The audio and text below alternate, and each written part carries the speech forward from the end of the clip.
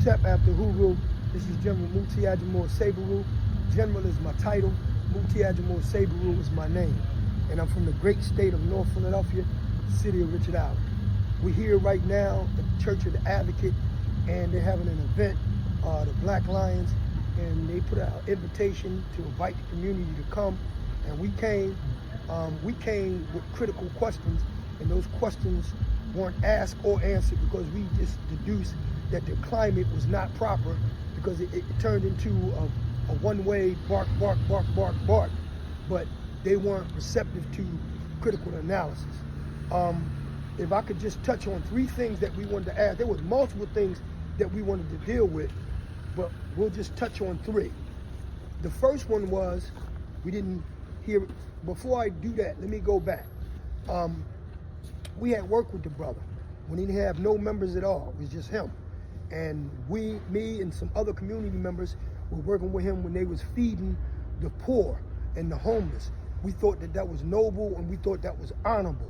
And then we had some closed door meetings, and in those closed door meetings, we asked him some critical questions, and he didn't have no answers. And the answers didn't add up, didn't line up. And so therefore we had a problem with that. And so we decided, we made a tactical decision to not move with them, because in the manner in which they was operating, we felt and thought. It's a thought too, it's not just a feeling.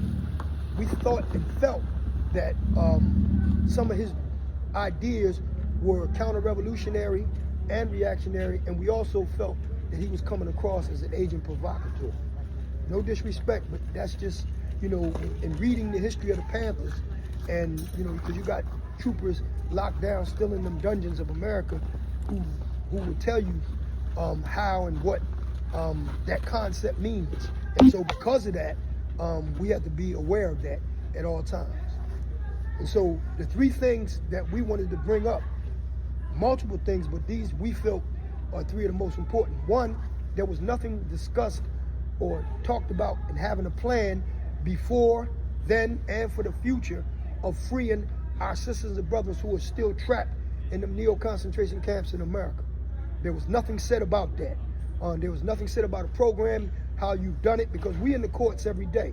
Sometimes we in the courts 5 days a week, and we freeing sisters and brothers every day, and stopping sisters and brothers and our children from going to prison because we in the courts. So if you don't have anything a part of your program, and it's supposed to be political, and you're not freeing the captive combatants, the soldiers, then what you're saying is utter nonsense. You're saying that the people who laid their lives down for our children, who laid their lives down for our community to be free, you're saying that you don't want to help free them because they still in the fight.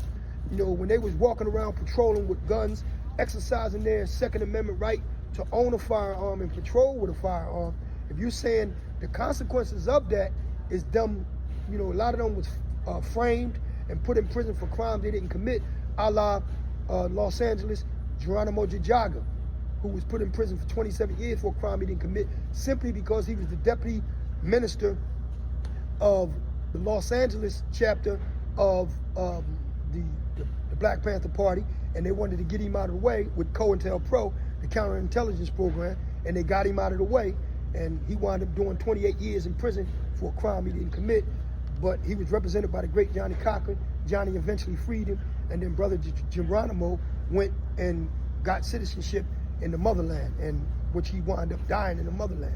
And so, big salute to the General Geronimo Jajaga. That's one thing about not having a program that frees the captives, those who went in as political prisoners and those who became political prisoners in prison. The second thing would be, whereas most African people support the Second Amendment, the right to bear arms, but we say, is it responsible for somebody to bear arms, to purchase a firearm, to be licensed to carry, and not know how to use the weapon? That is irresponsible. Our answer to that is irresponsible. And if you don't train people how to use a firearm, then some innocent people gonna get hurt, or a lot of innocent people gonna get hurt. And it's irresponsible to have one and not train to use it. And I ain't talking about just going to the fire range and squeezing off 1,000 rounds. I'm talking about how to know when to shoot, when not to shoot, how to defend yourself, because it's really all about self-defense. And if you're not trained in how to defend yourself, that's the thing with the Black Panther Party. They was the Black Panther Party for self-defense. Their first and foremost was defending.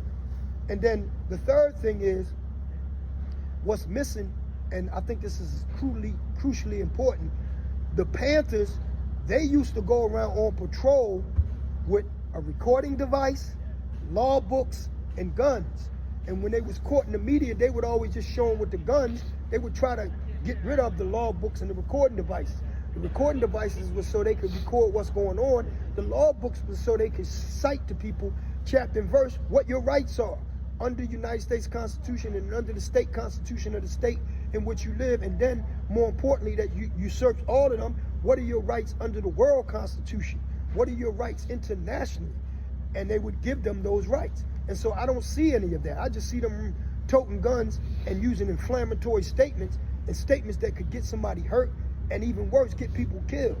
Just reckless statements. We don't need no recklessness, especially when our firearms is in the way. And this is more important than anything. I wanted to bring this up, but perhaps maybe some other time we can do it face to face. We in the city of Philadelphia. We live here.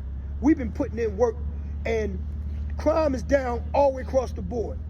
Murder is down, rape is down, robbery is down, arson is down, property crimes are down. That's because we put the work in.